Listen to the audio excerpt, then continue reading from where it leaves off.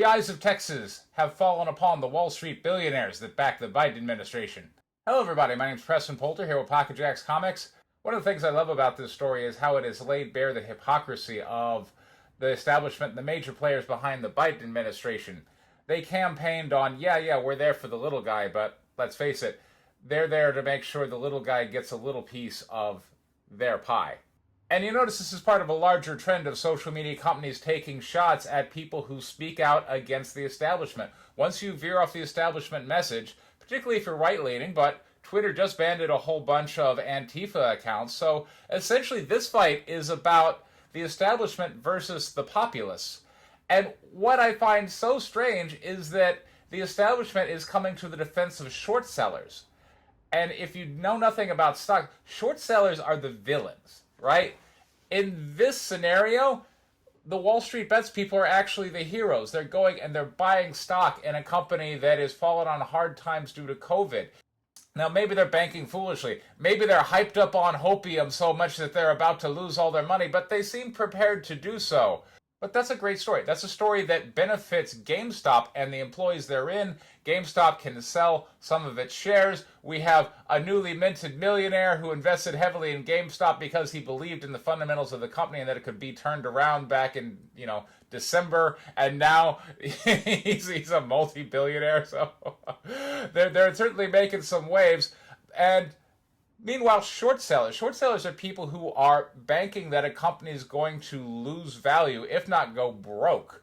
Short sellers are people who sell shares of a stock and are then obligated to buy it at a later time, ideally at a lower price. So short sellers are captive buyers, which is what makes it a short squeeze, in that as the price drives up, they've lost more and more money on paper, and then they have to come in and buy, which drives the price up even further. And that's why it's a very precarious situation for all the short sellers who were getting crushed on Wall Street, hence why we had trading suspended. So the Wall Street people were hemorrhaging money. They were in a nightmare scenario where they were going to have to participate in their own demise by buying in and driving up the price even further. But in stepped certain players to halt trading and Discord to suspend Wall Street Bets. You had people once again spinning this as a collection of grifters who had stepped into a populist movement and were seeking to soak the little guy. But really, the little guy's made out pretty well so far, and unlike the other, populist-related grifts like the Comicsgate one I cover, here, this is all above board. You can go and you can trade the stock, except for the fact that it's been suspended. And in steps Attorney General Ken Paxton of Texas to say, hey, what's going on here? So I'll just read the article to you. Attorney General Ken Paxton today issued 13 civil investigative demands to Discord, Robinhood Financial, Robinhood Markets, Robinhood Securities, Interactive Brokers, TD Ameritrade, TD Bank, E-Trade. And again, these are the companies that are supposed to be there for the small investor. Webull Financial, Public Holdings, M1 Holdings, Citadel Financial, and Apex Clearing Corporation regarding the prohibition of certain stock purchases, requiring higher margin reserves for trading certain companies, and suspending chat platform activity. In addition to public statements and internal documents, the CID requests copies of all terms and services, policies related to content control and moderation, and communications between platforms and moderators of chat services, including decisions to limit, control, and prevent access to the Discord R Wall Street Bets server. Wall Street corporations cannot limit public access to the free market, nor should they censor discussion surrounding it, particularly for their own benefit. This apparent coordination between hedge funds, trading platforms, and web servers to shut down threats to their stock market dominance is shockingly unprecedented and wrong. It stinks of corruption, said Attorney General Paxton. I'm hoping that these companies will step up and compete with these CIDs in order to clear any confusion over why stock purchases were forcibly closed and why even conversation around these stocks was silenced. This is what I'm hoping is going to be a bigger move here of Texas.